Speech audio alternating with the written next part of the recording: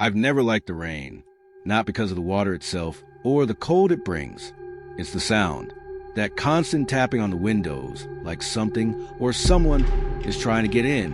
When I was a kid, I used to hide under the covers every time it rained, not because I was afraid of getting wet, but because of what I heard between the drops. My grandmother used to say that in certain places, when the rain falls hard, it doesn't just wet the ground, it opens doors. She said water cleans the visible, but also awakens the invisible. And if you listen closely, you could hear the dead speaking. Of course, I thought it was just another creepy bedtime story. Until recently. It all started the night I returned to the old town where I grew up. Years had passed since I last stepped foot on that wet land, where wooden houses still creak like they're breathing, and the streets seem to swallow sound when you walk alone.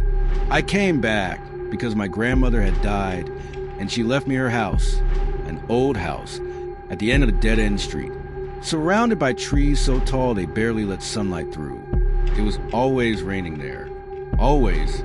Like the town was trapped under a cloud that never moved. That first night, while unpacking, it started to rain. At first it was soft, almost soothing, but then it began pounding, as if the sky wanted to smash through the roof. And then I heard it, a voice. At first, I thought it was just the wind, but no, it was clear, distinct, a woman's voice whispering my name. It didn't come from inside. It came from outside, from the rain itself.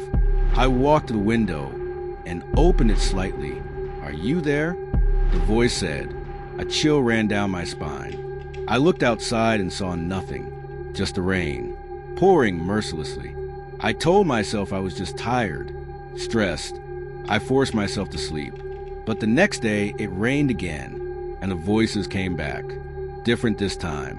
Some were crying, some were screaming, and others were laughing. I recorded one of the sounds with my phone. I played it back again and again. At first it was just noise, but then, using headphones, I could make out words, phrases, names. One of them was my grandmother's. "Luzmala, don't close the door, don't close again." That's when I remembered something. One night when I was a kid, my grandmother woke me up at 3 in the morning. It was pouring. She took my hand, led me to the porch, and asked me to listen. "What do you hear?" she asked. I said, "The rain." And she said, "No, listen closely. That's not just rain."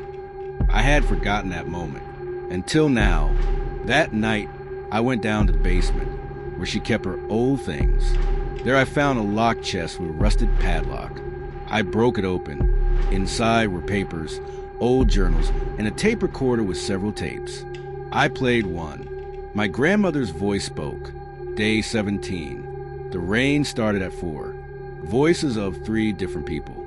One is Clara, my sister. Died in 72. She says not to close the door, that the river is pushing her, that she's cold. Another is a boy. Says his name is Mateo. Died in the Mills well. He asked me to let him out. My skin turned cold. They weren't hallucinations. My grandmother had been hearing the same voices for years.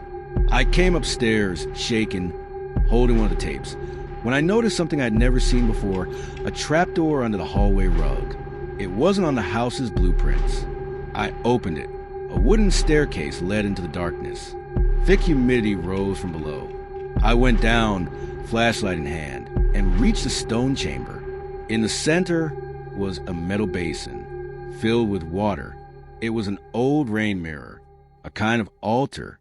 My grandmother had been its keeper, and now I had inherited her place. Since then, every time it rains, I sit beside the basin. Not because I want to, because I have to. I have to listen, take notes, record what the dead say, because rain isn't just water. It's a bridge. It's an echo. It's a voice. And someone has to hear them. So if you're ever home alone and it starts to rain, don't rush to turn up the music or close the windows. Be still. Listen carefully. Because maybe, just maybe, they're calling for you too.